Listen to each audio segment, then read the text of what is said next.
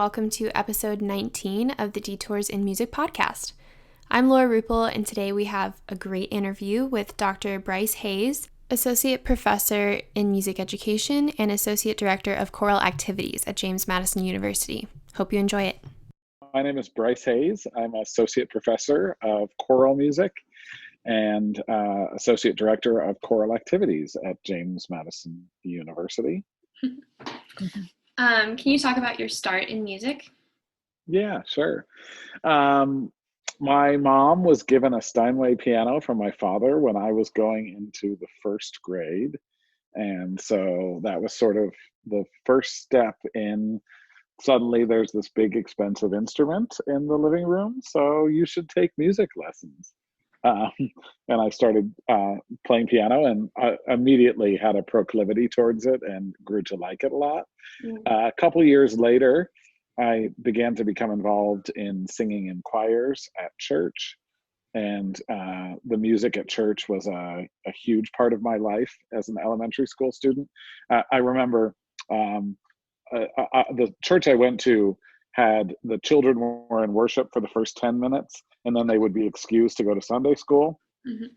And I remember fighting with my mom because I wanted to stay in worship Mm-hmm. to hear the choir sing the anthem, which Mm-hmm. came after the children left. Yeah. And I didn't want to miss the choral music, even as like a third grader. So I think it became something that was, part of my life pretty early on and continued all the way up through high school and then after that. Did you always do choral music and then piano? Did you ever do something else? I was a pianist first and a singer second, and choral music was my main way of being with my singing. When I was an undergraduate student and studying voice more seriously, I grew to think about my singing in a wider way, to think about singing opera and singing art song and singing jazz and singing musical theater. But it was really choral music was sort of where I got my start. Okay. When you were in high school thinking about colleges, what was your thought process like and where did you go to school? Yeah, I wanted to study both piano and voice, so I went through the audition process on both instruments. And my process was pretty open. My parents really wanted me to study music education. And that was before I knew I had a passion in that. I think it was a very pragmatic decision for me to be able to have a marketable skill upon graduating, which happens for so many, I think, musicians. So I sort of fell into it backwards, that I was a music ed major for pragmatic reasons, but then I found, oh, wow, I actually really like this teaching thing.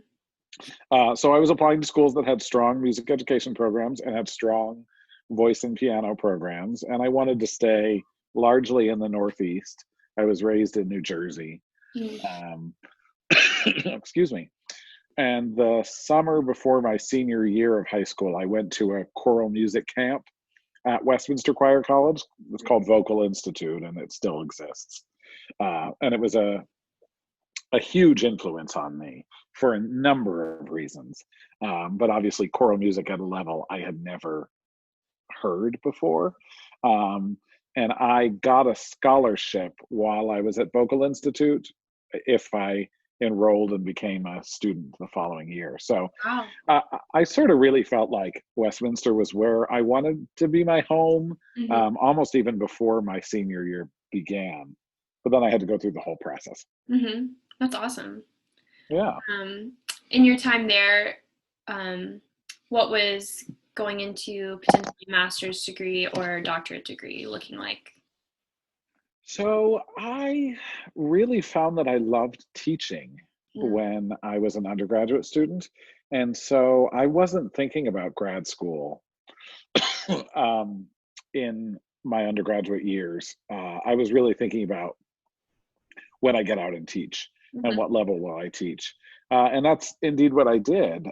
When I finished my undergrad in music education, I ended up teaching high school right after that for 5 years.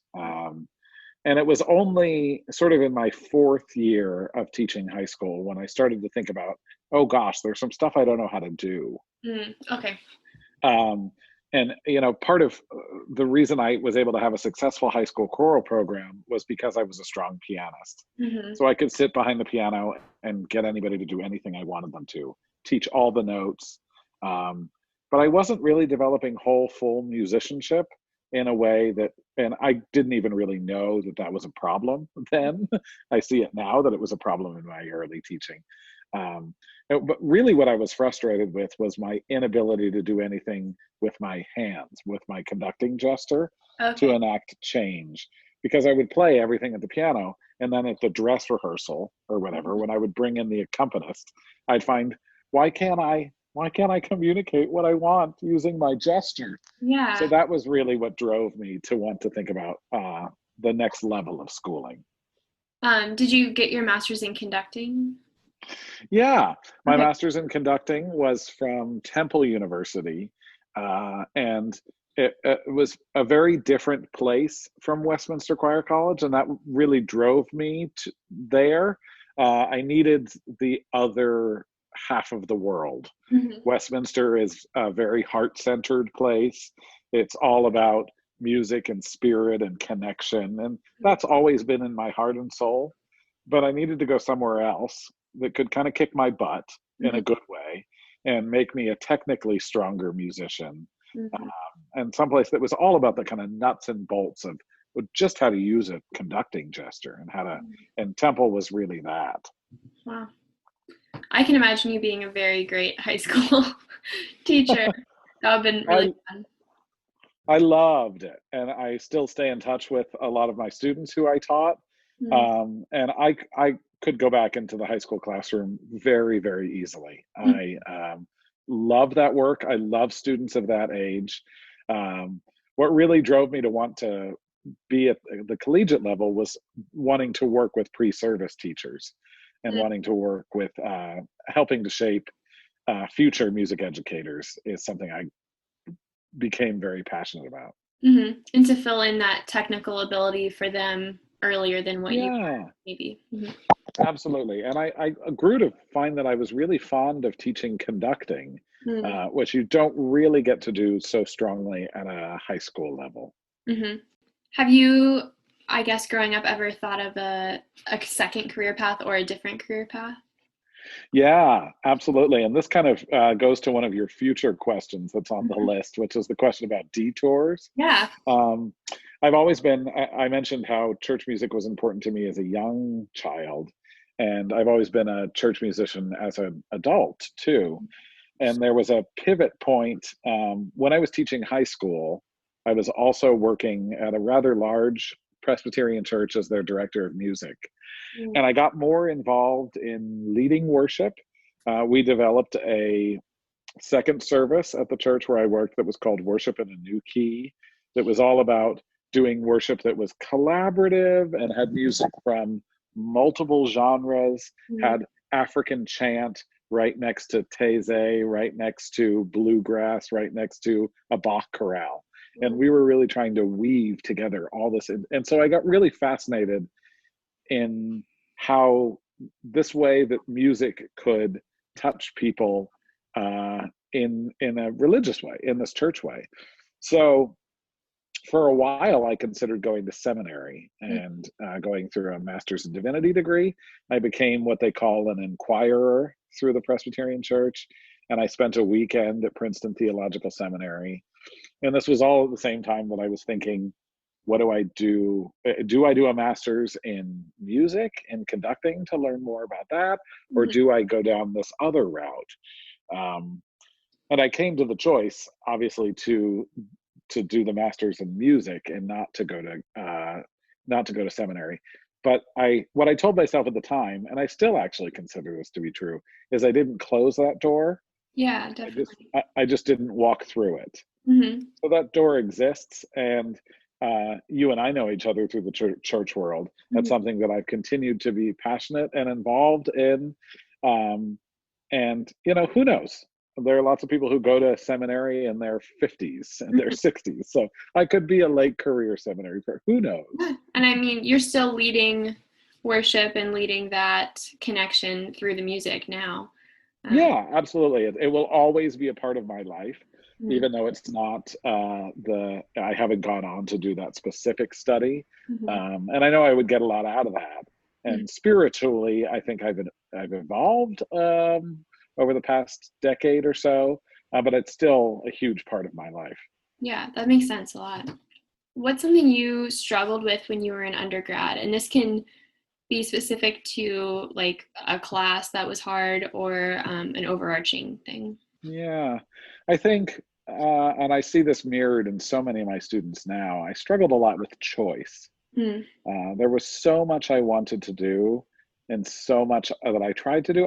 I was, um, and this in some ways has not really changed. I was always burning the candle at both ends by being involved in way too many things. Mm. Most of my years of my undergraduate experience, I think I sang in 3 curricular choirs at the university. I also worked a church job. I also worked with a community choir. Mm. I don't know how I did it. Yeah. And when did I find time for homework or for practicing? Like I would like to go back and see myself as a 19-year-old and think like, how did I handle all Yeah.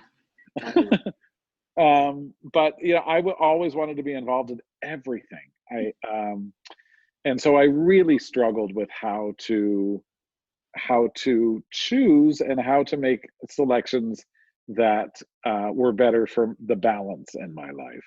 Mm-hmm. Um, and so I sort of really didn't have a good sense of balance. Mm-hmm. And that's been something that has impacted my teaching really in the past 5 years, I would say, is to try and think about and talk about and create spaces in which my students at the collegiate level can dialogue about the ways in which they're trying to find balance in their lives. Mm-hmm. You mentioned that you think you still kind of have that personality trait.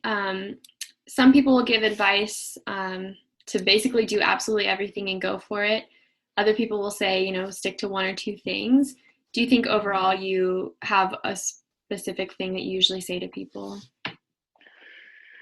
What I say now is you have to look at your life as all the portions of it. Mm-hmm. And if you put too many eggs in one basket, other things are going to suffer. Mm-hmm. Um, so if you decide, I'm going to go for all this, I'm going to play in every single musical ensemble, and Mm-hmm. I'm just going to do that, Mm-hmm. then if that's just your music portion of your life, how do the other portions of your life suffer? How is your spirit? How is your physical body? How is your mental and emotional state? And I think a lot more holistically now is you have to look at the broad picture, and you have to look at what you're doing right now doesn't necessarily need to be what you're doing in 18 months or certainly in 5 to 10 years. So you can think of life as an evolving passage, but in the moment, there should be balance in all areas of your life. Mm-hmm. I don't always succeed in that. It's easier Yeah. to preach about than to actually do. Yeah, definitely. Do you think that there's things that you hear yourself saying to JMU students all the time? Yes, and I've been saying this word balance a lot, but I had a teacher when I was an undergrad who worked with young children in children's choirs in the church. That was her training. Her Mm-hmm. name is Helen Kemp, and her one of her mantras she would say, "Body, mind, spirit, voice. It takes the whole person to sing and rejoice." And that's just one of her beautiful little quips about the way that she would think about holistically involving children in worship and children in the musical life of the church. I have adapted that and changed it. And for me, I've created these 4 quadrants of body, mind, spirit, and then music. Mm-hmm. I think I talk to musicians a lot, but Mm-hmm. whatever that vocational piece is the 4th piece. If you're an artist, if you're an actor, that's that 4th quadrant for me. Okay. But you can't neglect your physical body. And I have a lot in the past, and I have let my health go because I've been more concerned with studying or with practicing or with I have yet another choral rehearsal to go to. And so I'm just going to grab food on the way, and it may not be the healthiest option. But thinking about my physical body and my spiritual body and body, mind, spirit, and your vocation on top of that. So I try and talk to my students about that all the time, and invite them into a process by which they're thinking about how is their balance now. Yeah. Before you were talking about, oh, I wish I could see myself when I was 19 and how I did everything. I think now, like in the situation we're in, I look at my calendar and I see everything I was supposed to have done in a day, and I don't even understand how that was normal. I know. Yeah. And that's maybe the good thing about this whole, we're in the middle of this COVID-19 pandemic. And, I'm trying to find the silver linings in this complicated, difficult situation. I think we're all getting to collectively take a breath a little bit and take stock of and remember the reasons why we do what's important to us. And boy, do I miss ensemble music right now. I'm sure you do too. Yes. It's so hard to not be able to make music with people. But I can imagine a time, I said this to some colleagues recently, I can imagine a time in the future when we are incredibly busy and incredibly stressed, where we think, gosh, I wish I could just be home quarantined again for a day. I'm sure, yeah. That makes sense. It'll happen. Looking back on your life and professional career, do you have a couple musical detours you can think of? So musical detours, I suppose the one I talked about, potentially moving into the church world, that was sort of musical detour number one for me. And that came, I was probably 24 when I had that. And then the other ones have been more specific to the music world. When I was teaching high school, I got really into musical theater, and I was the music director for our musicals at the school. And I started doing more community theater, and then I started thinking about that as a vocation. Like, do I move more down that road? And I'm really lucky in the job I've had that's been able to be a part of my life. That's very important to me, and I love that world. I also I wasn't sure if I would go into a collegiate job. When I was doing my doctorate at the University of Minnesota, I worked for an LGBT chorus called One Voice Mixed Chorus in St. Paul, Minnesota. That organization changed my life in that time period. I always sort of looked down my nose at the music that was made in LGBT ensembles as not really about the music. It's just about people getting to know each other, and I sort of was a snob about it. And when I came to work with this incredible organization in Minnesota, it's just changed what I saw to be possible through community music at that level. And the amount of societal change and communication you can do through the art for humanity and for the good of people was really I was so passionate about. And in my final year of my doctorate, I got to take that ensemble for one season and be their conductor. Awesome. And I loved that experience. And so and at one point I thought, maybe I'll go into a full-time gala job. They call them gala choruses. They're the Gay and Lesbian Association of Choruses. And so I've thought about, there are some of the big choruses like the Los Angeles Gay Men's Chorus that, I thought, oh my gosh, do I look for a job like that? Or do I move into a collegiate job? So that was a detour that my career could have gone down that road. And again, it's a door I didn't walk through, but I didn't close either. It's work I'm passionate about that I'd love to be involved in. That's really cool. And then I would say the most recent detour has been a good one for me. When I came to JMU, this is now 9 years ago, Wow. in my first summer after teaching at JMU, I started doing my Kodai training in the Kodai method. It's actually not a method, it's a Kodai approach to music education. And learning about that changed who I am as a musician fully, completely. And it moved me away from being a musician who was driven by ego-centered pursuits, which are things like doing the world's hardest repertoire with your choirs because that says I'm a good choir director and it says my choirs kick ass. Rather moving into um, uh, developing the whole musician, which I guess sort of speaks to the whole kind of holistic thing that I'm interested in. I'm interested in that too with the development of musicians. Kodai talks about you have to train the hand, the ear, and the eye, and the heart of the musician. And all parts of the musician need to be trained. And so for me now, my teaching is less about repertoire and more about developing full musicians. And of course, yes, we sing some pretty damn good repertoire along the way, but that's not the eventual end goal. It's about the musicianship of the people in the ensemble and about the experience of the people in the ensemble in developing their whole holistic musicianship, and not about, oh, we're singing some really hard Stravinsky or something.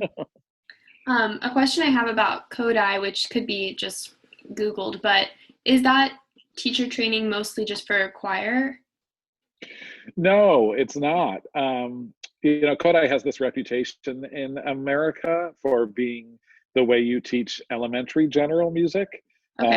And it's a methodology for that, but that's really not, that's unfortunately an oversimplification.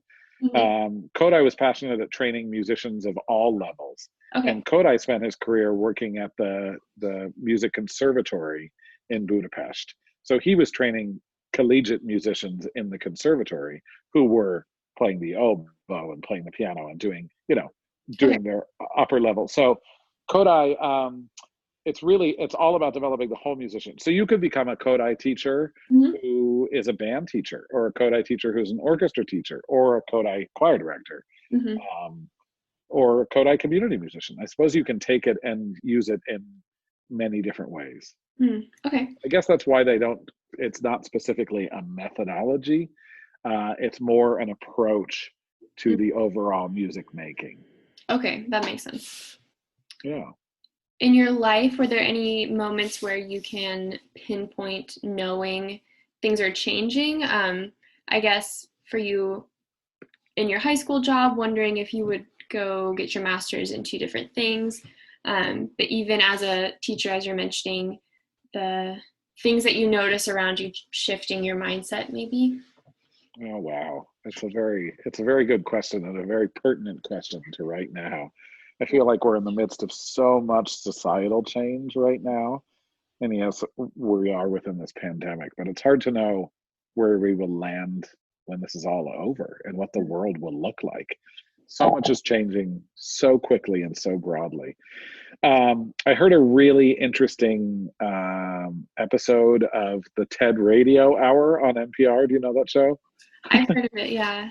I'm going to have to find the episode and send it to you so you can link to it or something. But it's so interesting because it talked about how humans do a better job of looking back than we do looking forward.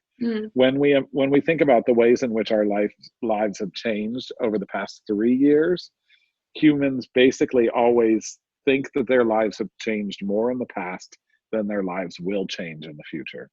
But that's not true, of course. We are constantly changing and evolving. And so I try and remain open to that.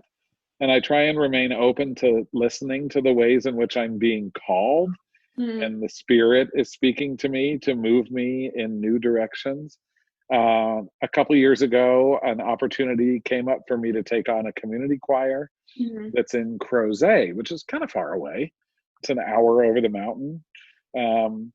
But I drive over there once a week and I work with 85 people, community singers, non-auditioned, all levels, all ages. The median age, I would guess, is probably somewhere in the late 60s. But I love it. And I love it because it has none of the pressures of my JMU singers and the collegiate, being within the academy and the ivory tower and all that. It's people who are there because they love what they do. Mm-hmm. And that community music making, I think that needs to be at the heart and the core of what it is we do. And it also gives me a sense of reminding me why I love my field so much. To see the passion they bring to their music is truly inspiring. Mm-hmm. So I have no doubt that in the next 3 to 5 years, my life will change dramatically and drastically in ways I'm not even aware of. Mm-hmm. I tell my students at JMU sometimes, I really don't know what I want to be when I grow up. I'm working on And it. to be honest, I'm in my 40s and I don't feel like I'm grown up. Yeah. I don't feel like I figured it out. And so the next journey that will open, well, yeah, let's do it. Let's see where life takes us. Do you think doing your yoga teacher training is similar to that? Yeah, absolutely.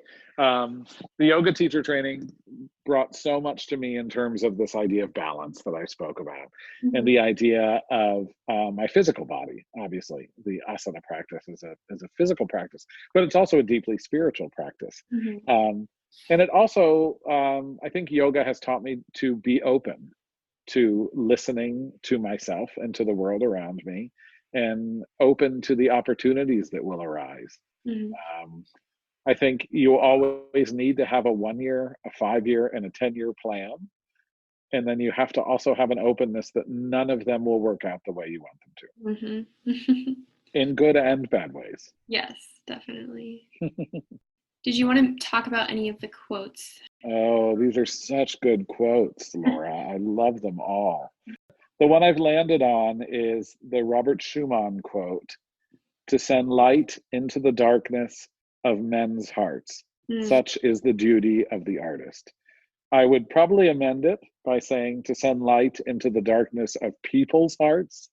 Such is the duty of the artist." I think that we are, as artists, are called to remember why community matters, why people matter, why our journey we're on matters. I think it's been so fascinating during this epidemic to see how much people are drawn to the arts. When you're having to stay home on your couch all day, you need stuff that can sustain your soul and tell you that it's all going to be okay. And I think for us to think about what would life be like right now if there was no music, no art, no film, no television, no theater, if we had no radio, if we had none of that, I don't think any of us could get through this right now. Arts are hugely important to our existence as humans. I saw something on Facebook that said something along the lines of, oh, when everything's working, we don't appreciate the artists, but when everything's not working, like that's the only thing we're turning to. Exactly. Very true. Can you talk a little bit about what brought you to JMU and what you do at JMU and what's your goals for what you do at JMU? Yeah, sure. Happy to. My older brother is a JMU alum, and he is a year older than me. And so when it came time for me to think about going to college, my parents really wanted me to think about going to JMU because they'd been down here to visit him, and they had heard probably the Marching Royal Dukes. They'd seen the incredible school of music that JMU has. And I was a little strong-headed, I think, as a high school senior. And simply because my older brother went to school here, I refused to consider it. We were a year apart and we were very sort of oil and water, I think. So I refused to think about JMU. But when I was applying for jobs at the end of my doctorate and thinking about doing this collegiate choral conducting thing, I saw the job for JMU and thought, oh my gosh, wow, it's a beautiful part of the world. It's a part of the world that values choral music very much. And that was important to me. That was the reason I ended up in Minneapolis for my doctorate, was that's another part of the country that really is a center for choral music because of the deep Lutheran tradition, schools like St. Olaf and Concordia and Luther. I wanted to be a part of that kind of zeitgeist. Likewise here, with the great Mennonite Brethren tradition that runs through the valley, this is a center of choral music. So I was happy to put my name in the ring. And I was also interested in the job in that what I do at JMU is I'm a choral director, first and foremost, but I'm also on the music education faculty. So I'm working with pre-service music educators. I'm working with graduate students. I'm getting to teach graduate students in choral conducting their graduate choral literature.